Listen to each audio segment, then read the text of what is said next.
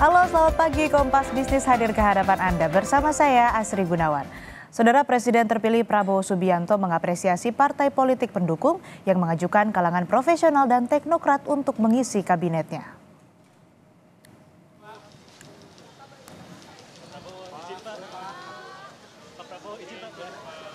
Hal tersebut disampaikan Presiden terpilih Prabowo Subianto usai memanggil 49 calon menteri dan calon wakil menteri di kediamannya di Kertanegara, Jakarta Selatan pada Senin malam.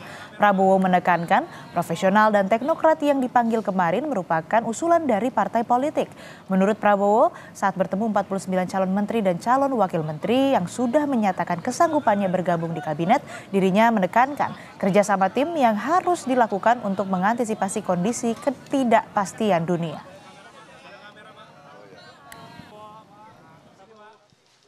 Apresiasi para ketua umum, banyak ketua umum yang diajukan orang-orang profesional, ya. Termasuk PDIP ya, Pak? Ya.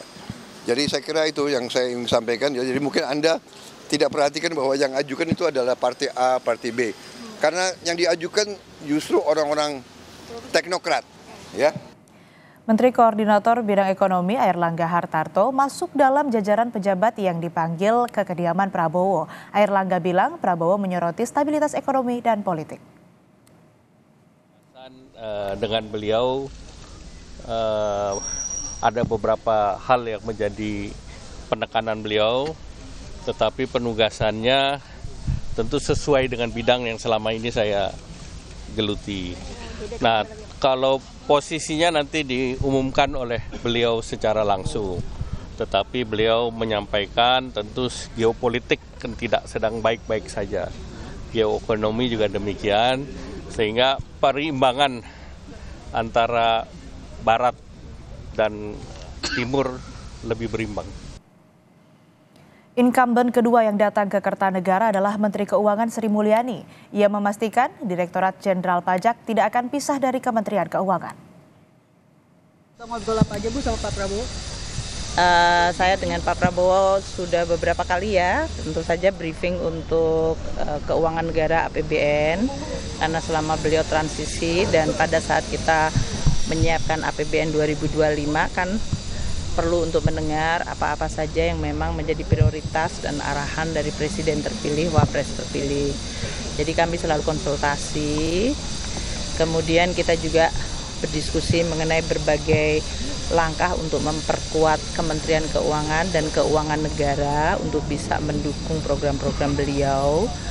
Makanya berbagai arahan mengenai pengelolaan dari sisi penerimaan negara, pajak, bea cukai, PNBP, belanja negara untuk kementerian lembaga maupun untuk transfer ke daerah, dan juga berbagai investasi yang dilakukan itu perlu dioptimalkan, ditingkatkan kualitasnya, diyakinkan untuk efektivitasnya, terutama untuk manfaat kepada masyarakat. Beliau perhatian sangat kepada bagaimana dampak APBN kepada masyarakat.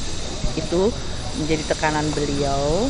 Jadi kita diskusi cukup lama dan panjang ya selama ini dengan beliau, dan oleh karena itu pada saat untuk pembentukan kabinet beliau meminta saya untuk menjadi Menteri Keuangan kembali. Bu, kan penambahan nomenklatur ini tentu bakal merombak APBN juga ya. Itu dibahas juga nggak Bu tadi di dalam? Sebetulnya di dalam APBN itu beberapa antisipasi terhadap program-program dari Presiden, termasuk dari sisi line up kabinetnya. Itu sudah dilakukan. Kita akan membantu semaksimal mungkin untuk kementerian-kementerian yang mengalami perubahan untuk nomenklaturnya maupun dari sisi pembagian tugasnya, supaya mereka tidak membutuhkan waktu yang lama untuk bisa bekerja secara lebih efektif. Itu ya. Jadi Bu, BPN kita juga apakah antisipasi. Jadi itu Pak Prabowo bicara tentang Kementerian Keuangan sebagai satu kementerian. Bu, BPN apakah jadi dibentuk, Bu? Badan Penerimaan Negara jadi dibentuk nggak, Bu? Masa nggak, Bu? Memang banyak yang dititip oleh Pak Prabowo. Bu, kamera, Bu.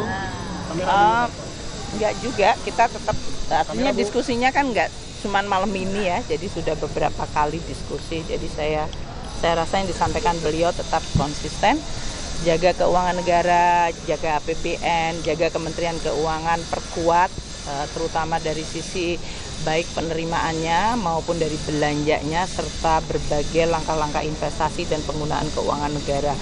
Konsisten beliau selalu mengatakan begitu. Sampai Ibu untuk tadi memberikan jika ada kementerian baru untuk sisi penganggaran kira-kira butuh berapa lama Bu? Tadi kan sempat disebutkan. Ya nanti kita akan berhubungan dengan para menteri untuk bisa membantu semaksimal mungkin dari kami. Dari anggarannya, dari organisasinya, dari penunjukan pejabatnya sehingga program-program yang akan dilakukan sehingga bisa jalan secara cepat. Bu memastikan jadi Ibu kembali menerima. Ibu tadi kembali menerima pemisahan Kementerian Penerimaan Negara enggak ada Ibu ya? Bu, jadi Kemenkeu masih satu Ibu ya? Iya, besar. Selanjutnya, Menteri BUMN Erick Thohir juga dipanggil Prabowo. Kompleksitas kondisi dunia masih menjadi fokus perhatian Presiden terpilih. Saya tadi dipanggil oleh Pak Prabowo. Beliau memberikan arahan bagaimana rencana ke depan. Karena tentu situasi dunia sedang tentu kompleks ya, kita bisa lihat. Dan tentu amanah ini ya tadi saya sampaikan akan saya jaga sebaik-baiknya. Dan saya akan pastikan amanah ini kita sukseskan gitu. Saya pekerja keras, semua tahu dan saya loyal. Tetapi ya memang situasi tidak mudah ya kita harus terus dorong seluruh yang tentu diamanahkan gitu. Pak, berarti posisinya sama seperti yang lama? Oh, saya rasa itu tupoksi beliau sebagai Bapak Presiden. Kembali beliau yang nyampaikan nanti. Kalau saya yang penting fokus yang ada aja. Selanjutnya, Menteri ESDM sekaligus Ketua Umum Partai Golkar Bahlil Lahadalia juga masuk dalam Kabinet Prabowo. Ia akan menjalankan penugasan sesuai dengan bidang yang selama ini dijaga. Saya kan udah biasa bersilaturahmi, berdiskusi sama Pak Prabowo. Jadi tadi kami diskusi saja. Nah bedanya hari ini saya cuma pakai baju coklat, itu aja. Ya. Hah? Kenapa perubahan, Pak? Apa itu? Diskusinya bahas apa sih, Pak? Ya bahas banyak hal. Menyangkut dengan urusan bagaimana kedaulatan terhadap sumber kekayaan kita, ya biasa seperti biasa ya. Ya tidak jauh-jauh dari apa yang sudah saya lakukan selama hampir 5 tahun ini ya. Menteri Investasi Rosan Roslani yang juga dipanggil Prabowo memastikan diri akan masuk ke Kabinet Indonesia Maju dan berada di dalam sektor ekonomi. Bicara dan intinya membantu beliau di kabinet. Pokoknya sesuai dengan keahlian saya selama ini. Persoalan apa Pak yang dibahas dengan Bapak? Bidang apa Pak? Kita ngebahasnya yang lain-lain juga, ya sekalian nostalgia juga tadi bicara-bicara yang lain gitu. Tapi intinya bantu beliau, saya siap, saya terima kasih. Posisinya nanti pokoknya sesuai dengan keahlian saya kata beliau. Udah. Investasi lagi apa kemungkinannya? Investasi. Saya belum tahu, tadi kita tidak bicara itu. Tadi dihubungi jam berapa Pak? Apa? Tadi dihubungi jam berapa Pak? Dihubunginnya jam 6 ya, 6 lebih. Hampir setengah 7 lah. Berhubungan gitu. dengan ekonomi apa terkait luar negeri Pak? Ekonomi. Oke. Makasih ya. Makasih Pak. Sukses ya Pak. Ya, makasih.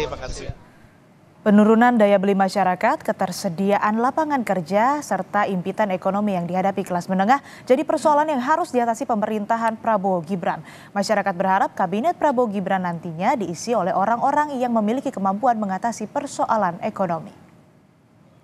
Menurut saya sih lapangan pekerjaannya lagi turun gitu. Banyak teman-teman yang peluang pekerjaan ataupun lapangan pekerjaannya masih tipis gitu, jadi banyak pengangguran gitu sih kalau menurut saya. Bagusnya emang yang paham tentang ekonomi, maksudnya kayak punya background gitu terkait ekonomi ataupun juga pelaku bisnis terlebih dahulunya atau yang memang punya pengalaman dalam memimpin di bidang ekonomi begitu. Sebagai kelas menengah ya terjepit ya, kita bukan kelas atas, bukan kelas bawah, memenuhi kebutuhan hidup itu juga susah. Sedangkan ya kalau kelas bawah kan kita tahu kalau dia kesulitan dapat bansos, yang di atas juga mereka punya usaha dapat keringanan pajak. Sedangkan kita kelas menengah nih ya harus bisa mencari penghidupan yang layak supaya memenuhi kebutuhan. Jadi ya mungkin untuk memenuhi kebutuhan sehari-hari ya sebagai salah satu kelas menengah di ngerti masalah ekonomi di Indonesia ya dan tantangannya selama 5 tahun ke depan nanti. Dan yang kedua itu yang paling penting nggak cuma melulu soal ekonomi negara tapi ekonomi kerakyatannya juga harus dipikirkan. Jadi nggak melulu pembangunan yang dilakukan itu hanya untuk kepentingan negara atau kepentingan orang-orang tertentu di dalamnya tapi juga harus berdampak buat masyarakatnya. Jadi apa yang dibangun itu juga bisa dirasakan oleh seluruh masyarakat Indonesia. Pengalaman nyari kerja yang lumayan susah ya, agak sulit gitu. Kalaupun misal ada persaingannya lumayan ketat, apalagi nih kita juga lagi mau ikut ujian CPNS ya, itu juga yang daftarnya aja banyak banget saingannya gitu. Di pekerjaan swasta juga sama, itu juga lumayan saingannya lumayan banyak dan menteri yang mungkin profesional aja ya di bidangnya gitu. Mudah-mudahan emang yang ngerti banget permasalahan yang ada di Indonesia apa, yang dialami apa dan solusinya juga apa, menteri yang bisa solutif lah gitu dan benar-benar merakyat.